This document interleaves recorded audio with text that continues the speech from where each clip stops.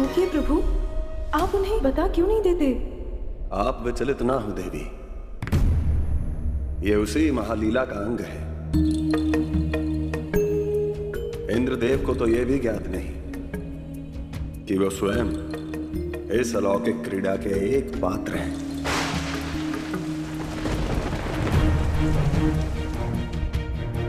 देवी, वो जो भी कर रहे हैं उसका सीधा प्रभाव हनुमान के भविष्य पर पड़ेगा।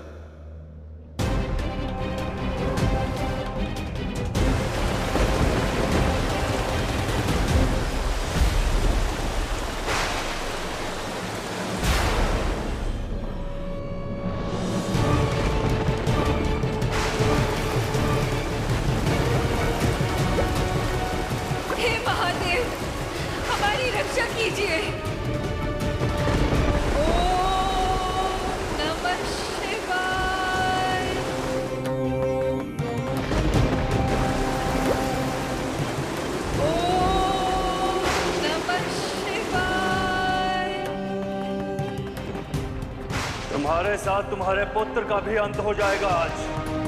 हमारे सिंहासन पर कुदृष्टि डालने वालों की यही दुर्दशा होती है। मुझसे और देखा नहीं जा रहा प्रभु, कुछ तो कीजिए।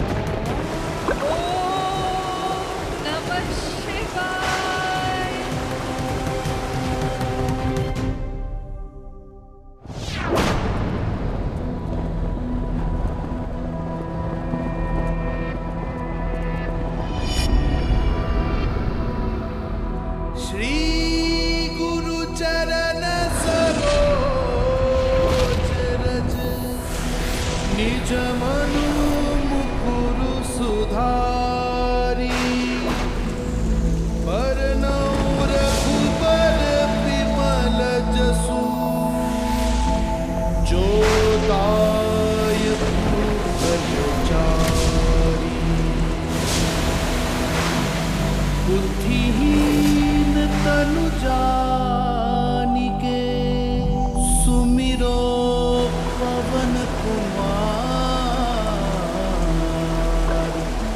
बल बुद्धि विद्या देहु मोहि, हरहु कलेश विकार।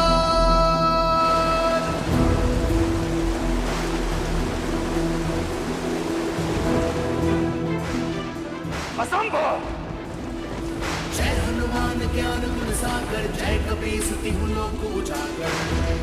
हमने जितना सोचा था ये समस्या उससे भी अधिक बड़ी है। जय हनुमान ज्ञान गुण सागर, जय कपीस तिहु लोक उजागर। रामदूत अतुलित बल धामा, अंजलि पुत्र पवन सुत नामा।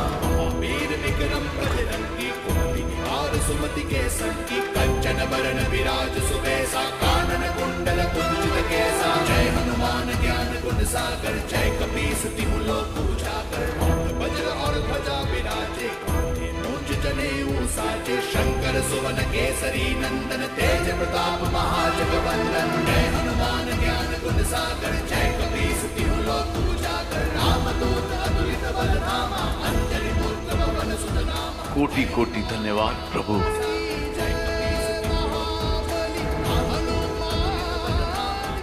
हर हर महादेव।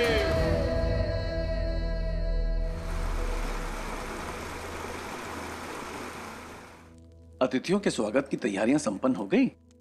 स्मरण रहे, अतिथियों के स्वागत में किसी प्रकार की कोई कमी नहीं रहनी चाहिए। पुष्पों को वहां तनिक और बढ़ाइए। जाइए।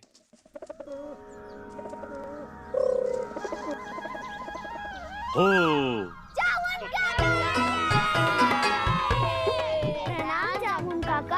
खुश रहो। अरे आओ आओ मेरे नन्हे मुन्ने बानर बच्चे। देखो हम आप सभी के लिए उपहार लाए हैं। ये आपके लिए, ये आपका और ये आपके लिए। अच्छा लगा ना? काका, सिर्फ उपहार से काम नहीं चलेगा। पिछली बार आप समुद्र मंथन की कथा पूरी किए बिना ही चले गए थे। अच्छा। काका इधर आइए। आज आपको पूरी कथा सुनानी होगी, अन्यथा हम आपको जाने नहीं देंगे। ठीक है, तो आज हम पूरी कथा सुनाएंगे। पापा, वैसे आपको ये कहानी सुनाई किसने? हमें किसने सुनाई थी? अरे ये सब कुछ तो हमारे आंखों के सामने ही हुआ है। अच्छा। हाँ, जब से ये सृष्टि शुरू हुई है और जब तक ये सृष्टि का अंत है, युगों युगों के साक्षी हैं हम। सब देख चुका ये जामवंत है। सब देख चुका ये जामवंत। हाँ, अरे ये लोग कहाँ जा रहे हैं? आपको नहीं मालूम, ये केसरी महल जा रहे हैं। अरे केसरी महल, यानी कि देवी अंजनी के गोद भराई के रस्म में हम आए थे। अरे आप लोगों ने हमें भटका ही दिया। नहीं, हमें जाने दो, हमें जाने दो।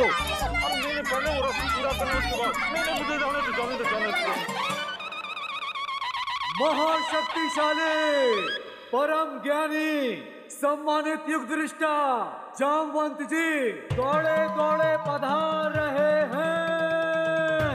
अरे संभल के जामवंत जी, जामवंत जी। क्या हुआ? ये नटखट बच्चे बच गए। रीछ राज को केसरी का प्रणाम। आपने हमारा आमंत्रण स्वीकार किया, हम धन्य हो गए। केसरी राज, आपके होने वाले पुत्र के लिए हमारी तरफ से बहुत सारा आशीर्वाद और शुभकामना। धन्यवाद। आप हमारे अतिथि हैं। कृपया करके भीतर पधारें और अपना आसन ग्रहण करें। आइए। केसरी राज, हम कोई अतिथि नहीं हैं।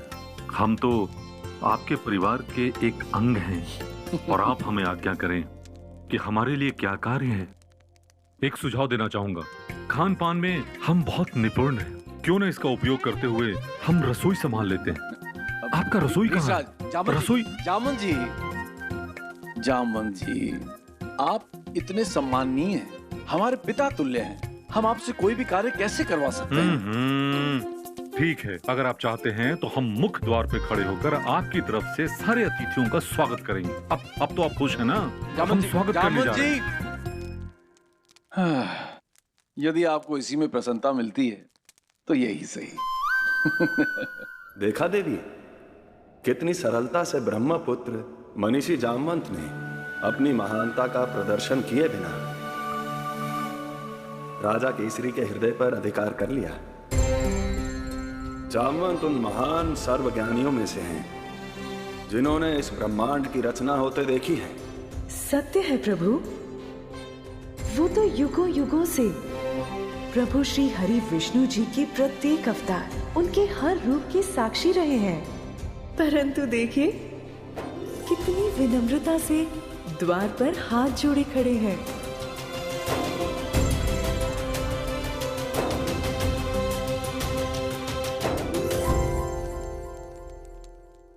नमन्ति फलनो वृक्षाः, नमन्ति गुणिनो जनाः, शुष्क काष्ठश्च मूर्खश्च न नमन्ति कदाचन। सूखे वृक्ष तन कर खड़े रहते हैं, जबकि फलों से लदे वृक्ष झुक जाते हैं। अर्थात वास्तव में जो गुणी हैं वे विनम्र होते हैं। मूर्ख तो वे हैं जिन्हें झुकना ही नहीं आता।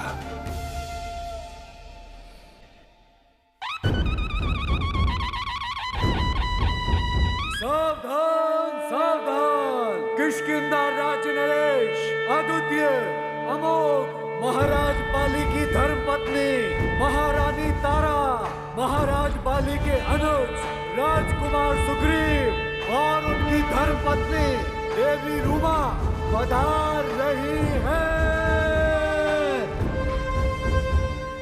प्रणाम महारानी तारा।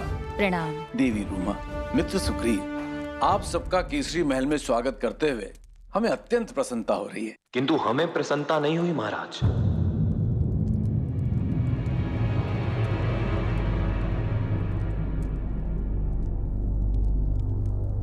क्षमा कीजिए, किंतु एक मित्र का स्वागत इस प्रकार नहीं किया जाता। जब तक दो मित्र आपस में गले न मिल ले तब तक मिलाप अधूरा सा लगता है। आपका स्वागत है मित्र सुग्रीव।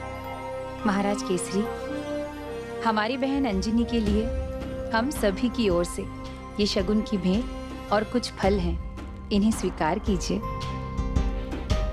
और महाराज, केसर और बादाम से युक्त ये विशेष खीर हमारी प्यारी तारा भाभी ने बनाई है अपनी प्रिय सखी अंजनी के लिए, वो भी अपने हाथों से। आश्चर्य है, इतनी व्यस्तता के पश्चात भी आपने अपनी सखी अंजनी के लिए स्वयं खीर बनाई। अपनों के लिए समय निकालना पड़ता है महाराज।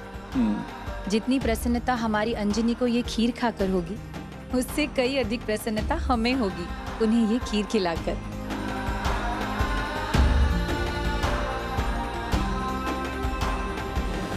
महाराज बाली नहीं पधारे? वो किसी राज कार्य में व्यस्त हैं, किंतु उन्होंने संदेश भेजा है कि कार्य समाप्त होते ही वो शीघ्र यहाँ आ जाएंगे। हम उनकी प्रतीक्षा करेंगे। उनके आने से हमारी प्रसन्नता 4 गुनी बढ़ जाएगी। अब विलंब मत कीजिए, अंजनी आपकी राह देख रही है, शीघ्र पधारिए। आइए। अंजनी, संभल कर। अरे आप कब आए? आप अपने कार्यों में इतना व्यस्त हैं कि आपको आभास ही नहीं कि हम आए हैं। चलिए, किंतु संभाल कर चलिए। आइए। रूमा, बहुत सारे कार्य अधूरे हैं। उन अधूरे कार्यों को पूरा करने के लिए बाहर बहुत सारे लोग हैं। आप यहाँ बैठिए और हमारे साथ बात करिए। देखिए तारा दीदी, बच्चों समान हट कर रही हैं। रूमा, आप क्यों हमारी बहन को सता रही हैं? तनिक देखो तो, कितनी सुंदर लग रही है हमारी बहन। अंजनी, अब आप अकेली नहीं हैं। आपके गर्भ में जो शिशु पल रहा है, उसका ध्यान भी आप ही को रखना है ना? इसलिए स्थिर होकर कुछ समय के लिए बैठिए और अपने लाल के उज्जवल भविष्य के लिए सभी का आशीर्वाद लीजिए। अच्छा दीदी, हमने सुना कि आपकी तपस्या बड़ी कठिन थी। कठिन तो थी, परंतु एक बार ठान लिया तो कठिन भी सरल बन जाता है। अंजनी, जब हमें ये सूचना मिली कि आप गर्भवती हैं, तो हमें इतनी प्रसन्नता हुई कि हम आपको क्या बताएं। महादेव की कृपा है दीदी, उन्होंने हमारी पुकार सुन ली, हमारी भक्ति का मान रखा। सदा के लिए उनके ऋणी रहेंगे हम। इसी कारण हमने प्रण भी लिया है। हमारे कोख से जन्म लेने वाले बालक को हम महादेव के परम भक्त बनाएंगे। प्रभु, माता अंजनी ने तो प्रण ले लिया। अब आप स्वयं अपनी ही भक्ति करने से बच नहीं सकते। आपको एक आज्ञाकारी बालक के समान अपनी माता की बात सुननी ही पड़ेगी। अवश्य देवी। माता के मुख से निकली हुई वाणी संतान के लिए धर्म बन जाता है। संसार में सर्वप्रथम माता ही तो हैं, जो अपनी संतान में अच्छे संस्कारों के बीज अंकुरित करती हैं और उसे धर्म अधर्म, सत्य असत्य, ज्ञान और अज्ञान से परिचित कराती है। सत्य कहा स्वामी। वो संतान धनी हो जाती है जिसे अपनी माता से संस्कारों का तेज मिलता है।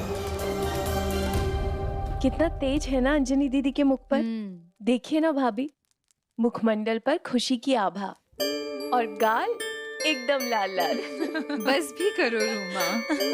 सचमुच ये मातृत्व की चमक है और आप पर ये खूब जच रही है। आप इतनी सुंदर लग रही हो कि हमारी बहन को किसी की कुदृष्टि ना लगे। दीदी, यहाँ सारे ही तो अपने हैं, अपनों की भला कुदृष्टि लगती है? ऐसा नहीं होता अंजनी। किसी को अपना कहने में और अंतर्मन से उसे अपना समझने में बहुत अंतर होता है। बहुत कम लोग होते हैं जो दूसरों के सुख में हृदय से प्रसन्न होते हैं। अन्यथा किसके मन में क्या चल रहा है, कोई नहीं बता सकता।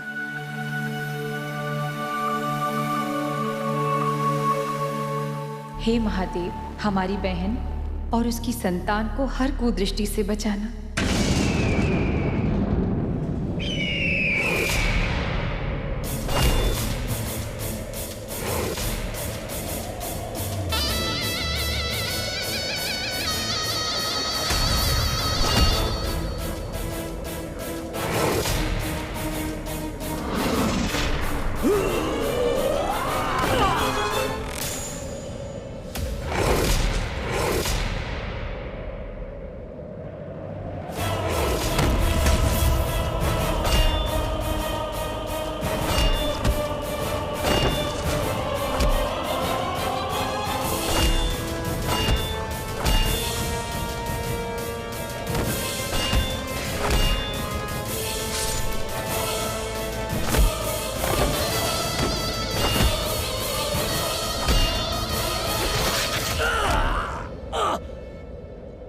दीजिए हमें, फिर कभी आपकी सीमा में प्रवेश नहीं करेंगे। राक्षसों और वानरों के मध्य में जो समझौता था उसे तोड़ा है तुमने।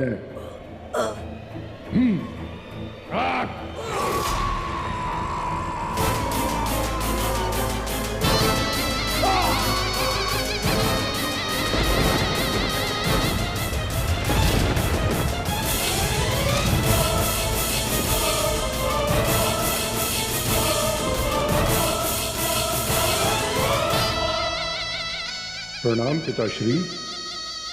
यदि आप 2 क्षण पहले आए होते तो आप स्वयं अपनी आंखों से देखते कि हमने उन घुसपैठियों राक्षसों की क्या दुर्दशा की। राक्षसों को भगाकर प्रसन्न होने के दिन गए बाली। तुम राजा हो, तुम्हारे आसपास क्या हो रहा है उसकी सूचना तुम्हें होनी चाहिए। क्या तुम्हें तनिक भी ज्ञात है कि एक ऐसे संकट का जन्म होने वाला है जो तुम्हारी नींद हर लेगा? बाली तो इंद्रदेव के औरस पुत्र है ना प्रभु, अर्थात अपनी समस्या का हल ढूंढने देवराज इंद्र अपने वानर पुत्र के पास आए हैं। बाली से अधिक शक्तिशाली और प्रतापी राजा इस पूरे वानर कुल में और कोई नहीं देवी। इसलिए यदि एक वानर शिशु को छल, बल अथवा कौशल से पृथ्वी लोक पे आने से रोकना हो तो उसके लिए बाली से योग्य तो कोई हो ही नहीं सकता। परंतु बाली ऐसा करेंगे क्यों? यूं तो दुष्ट को दुष्टता करने का कोई कारण नहीं, केवल बहाना ही चाहिए होता है। परंतु यहां तो इंद्रदेव बाली के लिए कारण भी ले आए हैं देवी। अब इंद्रदेव स्वयं का सिंहासन बचाने के लिए बाली का प्रयोग कर रहे हैं अथवा सच में अपनी संतान के लिए चिंतित हैं? देवी, अब इसका निर्णय तो आप ही कीजिए। ये आप क्या कह रहे हैं पिताश्री? स्पष्ट करें, हम कुछ समझे नहीं। वो अंजनी और केसरी, उन्हें एक अलौकिक पुत्र की प्राप्ति हुई है। अंजनी के गर्भ में पल रहा वो शिशु तुम्हारे वर्चस्व को चुनौती दे सकता है। ये आप कैसी बात कर रहे हैं पिताश्री? इस पृथ्वी पर ऐसा कोई भी नहीं जो शक्ति अथवा शौर्य में बाली की बराबरी कर सके। और आप मुझसे कह रहे हैं कि मैं गर्भस्थ शिशु से भयभीत हो जाऊं? यही अहंकार एक दिन तुम्हारे पतन का कारण बनेगा। हम स्वयं तुम्हें यहाँ बताने आए हैं, समझाने आए हैं और तुम्हें यह सब कुछ प्रयास लग रहा है। क्षमा करें पिताश्री, आप हमें बताइए हमें क्या करना होगा? अंजनी और केसरी का वो पुत्र तुम्हारे सिंहासन के लिए संकट उत्पन्न कर सकता है। वो जन्म ले उससे पूर्व ही उसके अंत का प्रबंध कर दो। ये मेरी आज्ञा है। आप निश्चिंत रहें पिताश्री, हम उस शिशु का अंत उसकी माता के गर्भ में ही कर देंगे।